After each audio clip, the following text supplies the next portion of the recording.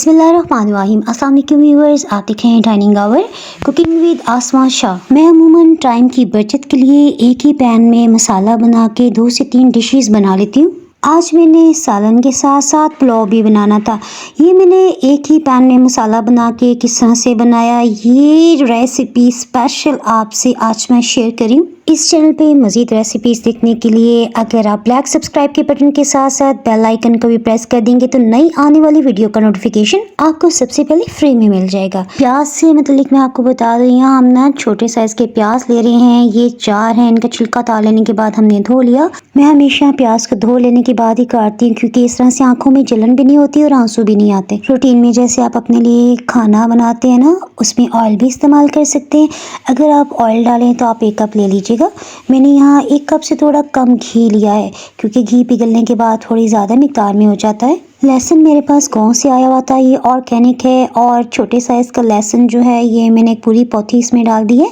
और अदरक का यहाँ पे 1 इंच का टुकड़ा लिया है। लहसुन अदरक मैंने यहाँ ताज़ा पीस लिया है। जैसे प्याज की हल्की सी रंगत बदली ना, हमने यहाँ लहसुन अदरक शामिल कर दिया है। अगर आप टेबल स्पून्स में जानना चाहें तो ये तकरीबन 2.5 टेबल स्पून्स बनता है, यानी 2.5 खाने वाले चम्मच। हीट को अब हमने लो कर दिया है। ऐसा लहसुन और प्याज तो भुनते रहेंगे, इसके साथ ही हम टमाटर काट लेते हैं। हमने यहाँ 2 बड़े साइज़ के टमाटर लिए। टमाटर का छिलका उतार लेने के साथ साथ वक्फी से हम हांडी में भी चम्मच चला लेते हैं। टमाटर बहुत जल्दी से घुल जाता है, सो इसके लिए बहुत फाइन चॉप करने की बिल्कुल भी जरूरत नहीं है। हमने रफली टमाटर को काट लिया है। प्याज और लहसुन अदरक को सौटे होते हुए तकरीबन 3 से 4 मिनट गुजर चुके हैं। टमाटर डाल लेने के बाद हमने 1/4 कप पानी भी डाल दिया है, यानी 1/4 कप। हीट को तो हमने लो ही रखा हुआ है ना। अब हम इसे ढक्कन से कवर कर रहे हैं। इस तरह से टमाटर का जो कुदरती रस है वो भी रिलीज हो जाएगा, टमाटर भी नरम हो जाएगी। इसी टाइम के दौरान में हमने गोश्त धो लिया। चिकन को धो लेने के बाद इसे चलने में रख दिया, ताकि इसमें जो भी एक्स्ट्रा पानी है वो निकल जाए।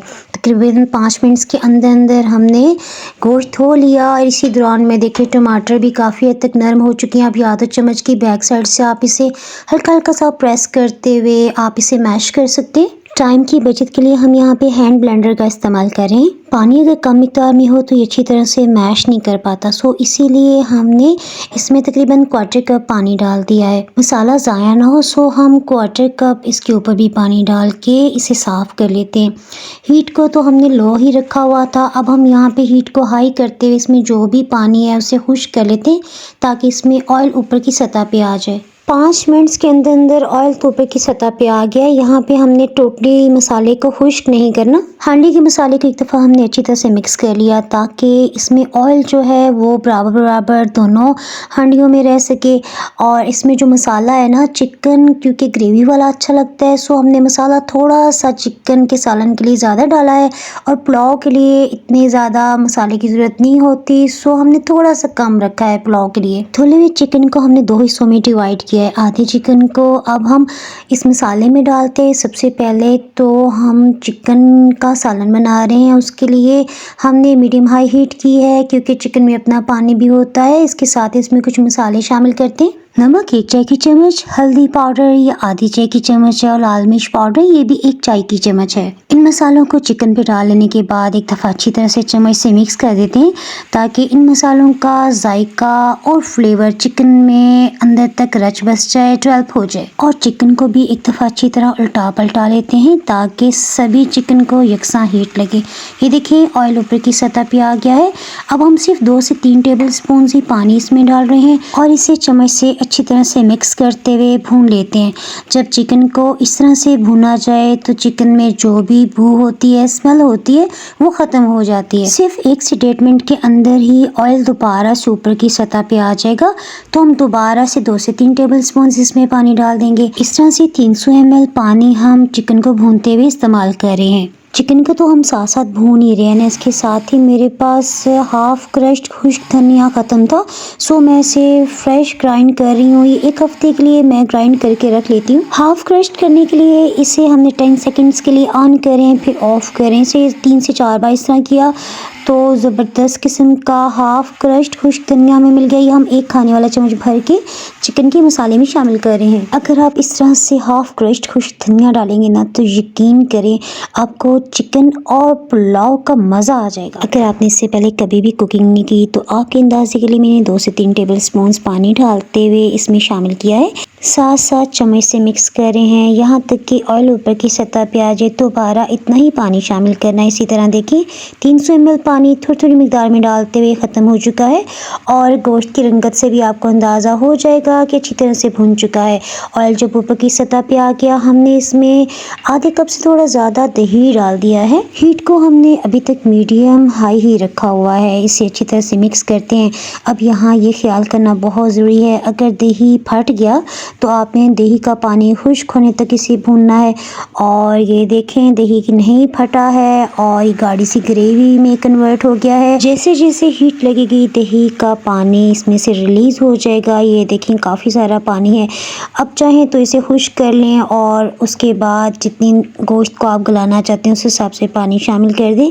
लेकिन जनाब मुझे ना बहुत मेरा दिल चाह रहा है कि मैं इसमें एक दरमियानी साइज़ का आलू डाल दूँ, क्योंकि आलू गोश्त का कुछ अलग ही मज़ा है और बाकी मेरी फैमिली वो आलू को बिल्कुल पसंद नहीं करती। सो ये एक आलू मैं अपने लिए शामिल कर रही हूँ। आलू शामिल कर लेने के बाद हमने इसे इतना भुना कि दही का सभी पानी खुश्क हो गया और जब ऑयल ऊपर की सतह पे आ गया तो जिस प्याली में हमने दही डाला था ना उसमें हम 1/4 कप पानी डालते शामिल करें, क्योंकि काफ़ी सारा दही इस प्याली के साथ लगा हुआ था। हम इसमें 4 कप पानी शामिल कर रहे हैं। ये तकरीबन 1 लीटर से थोड़ा कम है। 770 ml के करीब बन रहा है ये पानी। 1 चाय की चम्मच भर के कसूरी मेथी भी शामिल कर दी है।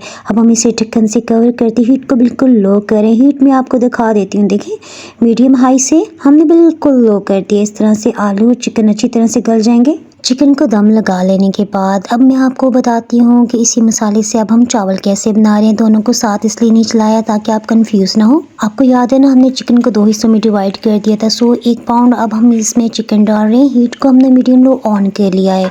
चिकन को एक दफ़ा मिक्स कर देने के बाद अब हम इसमें कुछ मसाले शामिल करते हैं। बड़ी इलायची का साइज़ बहुत छोटा है, सो यहाँ मैंने 2 ली हैं। 3 इसमें लौंग के पीसीज, 1 चाय की चम्मच हम इसमें ज़ीरा भी शामिल कर रहे हैं। इसके साथ ये अधकुटा खुश्क धनिया ये 1 चाय की चम्मच भर के लिया है। रूटीन में तो मैं दोनों हांडियों में साथ साथ मसाले डालती जाती हूँ, लेकिन आप पजल ना हो, आप कंफ्यूज ना हो, इसलिए मैंने उसको दम लगा देने के बाद चिकन को अब हम चावलों में मसाले डाल रहे हैं। नमक 1 चाय की चम्मच, थोड़ा सा पानी डाल लेते हैं क्योंकि पानी इसमें टोटली खुश्क हो चुका है। पुलाव में थोड़ी हल्की मिर्च अच्छी लगती है, सो हमने यहाँ आधी चाय की चम्मच लाल मिर्च पाउडर लिया है। थोड़ा सा पानी मज़ीद डालते हुए चिकन को भी भून लेते हैं। आपको याद है ना कि हमने लहसुन अदरक इसमें 2.5 टेबल स्पून मसाले में इकट्ठा डाला था, क्योंकि लहसुन अदरक और प्याज थोड़ी ज़्यादा मिकदार में हो तो चिकन के साथ साथ पुलाव भी बहुत जूसी और टेस्टी बनता है। चिकन को भी 200 ml पानी थोड़ी थोड़ी मिकदार में डालते हैं। हमने अच्छी तरह से लाजमी भूनना है, वरना इसमें एक स्मेल सी रह जाएगी जिसकी वजह से पुलाव टेस्टी नहीं लगेगा और खाने को भी दिल नहीं चाहेगा। कसूरी मेथी हम इसमें 1 खाने वाला चम्मच भर के शामिल करें। 1 कप पानी थोड़ी थोड़ी मिकदार में डालते हुए ख़त्म हो चुका है। सो अब जब तक ऑयल ऊपर की सतह पे नहीं आता इतनी देर के लिए हम चिकन को भून रहे हैं। ये टाइम बेस्ट है। सो हमने 2 कप चावल मशरिंग कप में डालते हुए भिगो देते हैं। चावलों को 5 से 6 पानी में अगर ना धोया जाए तो इसमें खमक सी आती है और इतनी मेहनत से भुने हुए गोश्त के बावजूद आपको वो स्मेल चावल तैयार होने के बाद भी महसूस होगी। गोश्त को गलाने के लिए हम तकरीबन 700 ml पानी डाल रहे हैं। ये 3 कप से थोड़ा सा ज़्यादा पानी बनता है। जब ये पानी बॉइलिंग पॉइंट पे आया तो ढक्कन से कवर करते हमने हीट को लो कर दिया। पुलाव को हेल्दी बनाने के लिए सर्दियों में मैं किशमिश का इस्तेमाल लाजमी करती हूँ। ये तकरीबन 3 से 4 टेबल स्पून हमने लिए। पानी में से 30 सेकंड्स के लिए भिगो देने के बाद इसे 2 से 3 बार हमने अच्छी तरह से धो लिया है। किशमिश धुल चुकी है, सो इसे पानी में शामिल कर देते हैं। इस तरह से ये थोड़ी फूल भी जाएगी और इसका खट्टा मीठा टेस्ट पुलाव में बहुत अच्छा लगेगा। तकरीबन लेकिन गोश्त तो गलते 20 मिनट हो चुके हैं।